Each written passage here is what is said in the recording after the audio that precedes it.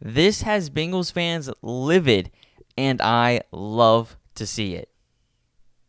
Welcome back to the Bengals Digest channel. I'm Carson Lokey. Hopefully you guys are having an amazing day. Before I start, I always forget to do this at the beginning of the video, but subscribe to the Bengals Digest channel if you love the Bengals as much as me, my co-host Isaac.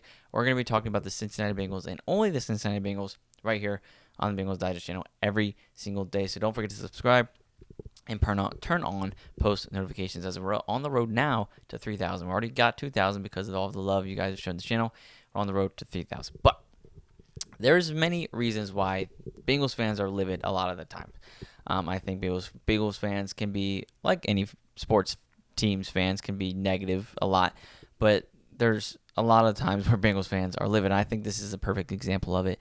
The Bengals, obviously, this is not, I don't think it's a make or break season for the Bengals, and I've talked about that already, but it is a very important season for the Cincinnati Bengals. I think this season says a lot about what the Bengals are going to have to do moving forward through the next seasons after, whether we're on the right track or we have to do a whole turnaround, new coaches, new players, new key players, all that good stuff. I think this season is going to do a lot with that.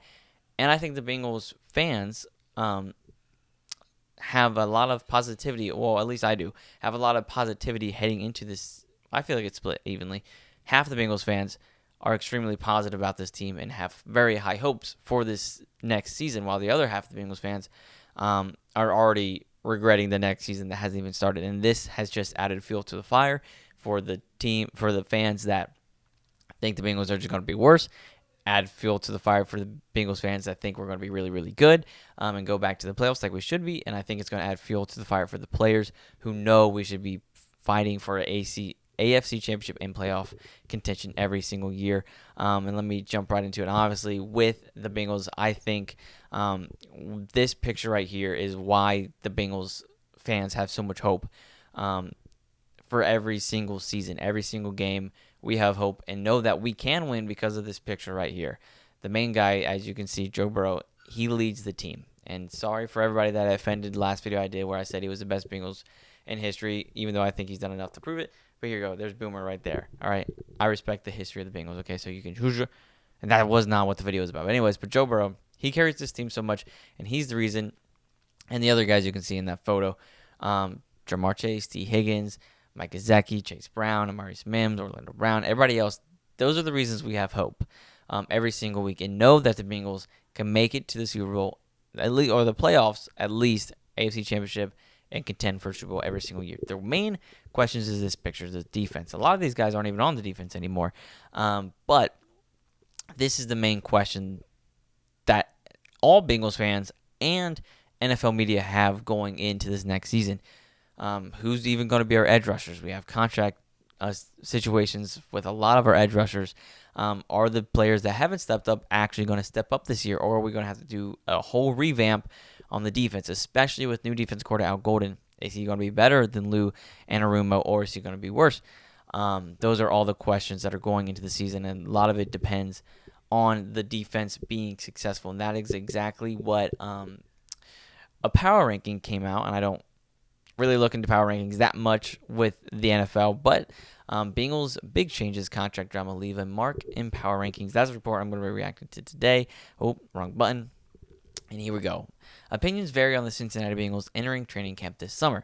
Some considered the Bengals much better than they showed last season. Joe Burrow put on a near MVP performance only to be let down by a miserable defense and some wicked bad luck. I want to talk about this for a little bit. Yes, obviously the Bengals defense needed a massive step forward. And I think personally we didn't take that massive, massive groundbreaking step. But we did enough to the point where our defense is going to be better. And that defense being that much better gives us one or two more wins, which makes us into the playoffs. Think about this. The year we went to the Super Bowl, we went 10-7, and our defense was finished total ranked like 16 or 15th. If we can just get back to being a mid defense in the NFL, we will be making the Super Bowl. And the Bengals' bad luck last season was uncanny. We were the first team in history to score more than 30 points and lose. And we lost doing that 6 times last season. Wicked bad luck. The ball bounced our way, rarely, never. Flags didn't go our way nearly never, as they always do for the Bengals, it seems like. But obviously, a lot of that was because of the poor defensive play until towards the end of the season, when everybody started picking up and we went on the 5-game win streak.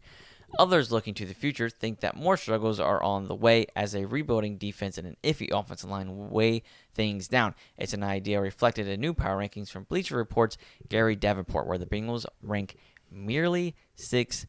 And this is what he had to say why he ranked the Bengals 16th, what I think is absurd. I still don't love Cincinnati's decision to dump defensive coordinator Lou Anarumo for Al Golden this offseason. I don't know why anybody would not like that move. I thought that was the perfect move for the Cincinnati Bengals to do. And I don't think the Bengals have invested nearly enough in their defense or offensive line this offseason. I see a lot of people saying we haven't done enough. I don't think we did as much as I expected, but I think we did just enough to get that just much better to make a difference and get into playoffs. I don't think we made that massive step forward. We didn't make that groundbreaking trade or that groundbreaking signing, but we did just enough to get that much better, and all we had to do was just get that much better, and we would have been in the playoffs last year. All we had to do was win one more game, and we were in the playoffs. All we had to do this offseason was just get that much better, and I think that's what we did, so I could disagree with that point. And I don't think the Bengals have all right, I already said that.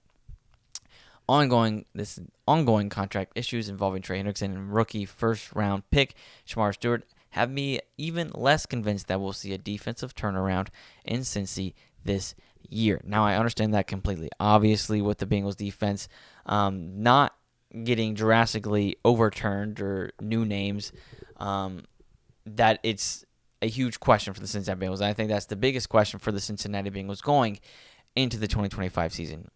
How are the players going to operate under this new Al Golden scheme? Is Al Golden scheme going to work as a defensive coordinator in the NFL? It worked as a linebackers coach, but is his scheme going to work as a defensive coordinator in the NFL? We don't know that. That's the question we're going to find out next season. Are the players that we have, their talent and their potential and their mindset, fit the scheme of Al Golden? All these are questions that we're going to answer. I think a lot of the players that we've mentioned before, like Geno Stone, his playing style, his skills, his talents match very well with the Al Golden scheme. Now, we know Logan Wilson, who was brought up by Al Golden when he was the linebacker coach in Cincinnati, that he fits that scheme. Is Demetrius Knight Jr., who is most likely going to be the starting linebacker opposite Logan Wilson. Is he going to match that scheme?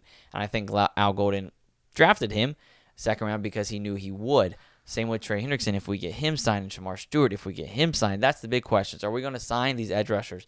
Because especially in the AFC North, you have to get after the quarterback. You got to get after Lamar Jackson. Whoever the Browns play, you got to get after him. Aaron Rodgers, you got to make that brother run as much as possible. Or if it's Will Howard, you got to make that brother run. You have to get after the quarterback in any team, but especially in the NFC North. And if we don't have Trey Hendrickson or Shemar Stewart to help us do that, the defense is going to be nearly impossible to make an improvement if we don't have those guys backing us up. Trey Hendrickson is one of the cornerstones of the defense. That, first and foremost, has to be figured out. He has to be extended. He has to be playing for the Bengals every single snap or every game next season. Shemar Stewart, they have to figure out that contract situation. He has to be an important role for the Cincinnati Bengals edge rush room next season. Al Golden has to step up into the defensive coordinator mindset right away, as he did in Notre Dame. Obviously, you're not expecting a massive 25th ranked defense all the way to 10th ranked defense, but I'm looking for maybe 18 to 15. If we finish total ranked defense 18 to 15, then I would be happy with that. And that's what I'm hoping for, and that's what I expect from Al Golden. Like, I love our secondary room. I think we have a lot of talent and potential in that room. I just think we haven't had the right puzzles or pieces of the puzzle to make it mesh, if that makes sense. And I think we're closest to that than ever with the coordinators, the coaches, position coaches, and the players that we have that are going to start hopefully fully healthy. But let me show you the craziness. So this is the power rankings from 1 to 16, which include the Bengals. This is why to me, I'm a very positive Bengals fan, but I think this is kind of crazy, some of the teams they have above us. But go win the Super Bowl, prove them all wrong. Eagles, number 1, obviously. Chiefs, 1 or 2, makes sense. Bills, 3, makes sense. Ravens, makes sense at 4. Lions 5. Yeah, sure. Commanders 6. To me, I mean, the Commanders showed out last season, and I think they got better this offseason, but we only had 1 year to really watch Jaden Daniels. I don't think he's going to take a sophomore slump or anything, but that's a question that we'll have to look for with the Commanders, but I think they're going to be one of the top contenders. Buccaneers, that's a little bit crazy. Rams, are you sure? Packers, are you sure? They don't got really a wide receiver 1. Obviously Matthew Golden, but we don't know who he's going to turn into. Chargers, okay, sure. Texans, are you sure? Broncos, we already beat the Broncos. Steelers, they put a retirement home in front of the Bengals. Steelers are literally a retirement home of the NFL right now, and they put them above the Steelers or Bengals. Vikings, starting first-year quarterback. McCarthy, why did I blank? He beat the Ohio State Buckeyes freaking 3 years in a row. Why did I blank? 49ers, they had a terrible season just like the Bengals, and then the Bengals 16. I would put the Bengals top 10, but it's crazy that the fact our defense is so bad that he ranked a team with Joe Burrow, the number 1 quarterback in the league, and Jamar Chase, the number 1 wide receiver in the league, at number 16. That's something that needs to be improved. Bengals next season use this as fuel to the fire. Fans use this as fuel to the fire. Go win the Super Bowl for the first time in franchise history. Make it to the playoffs, please. Win the AFC Championship and then win your final goal of winning the Super Bowl. Bring Joe Burrow MVP. If we do all of that, Joe Burrow wins MVP. We make the playoffs. We win the AFC Championship, and then we bring the first Lombardi Trophy to Cincinnati. Winning the Super Bowl, we can shut up all the haters and then solidify ourselves as one of the top teams in the league every single year for the next decade, because that's what we should be with the talent that we have. But this was a little bit of a longer video. Sorry, I like to yap. But thank you so much for watching this episode of Bengals Digest. Don't forget to subscribe. Like I said, we're on the road to 3,000. Thank you guys all so much for all the love you've shown this channel. Comment down below what you're most excited about next season, how you feel the Bengals are going to shake up in 2025. Like this video, comment down below. Obviously, like I said, again, subscribe and turn on post notifications. But for the Bengals Digest channel, I'm Carson Lokey. Have an amazing day, and God bless.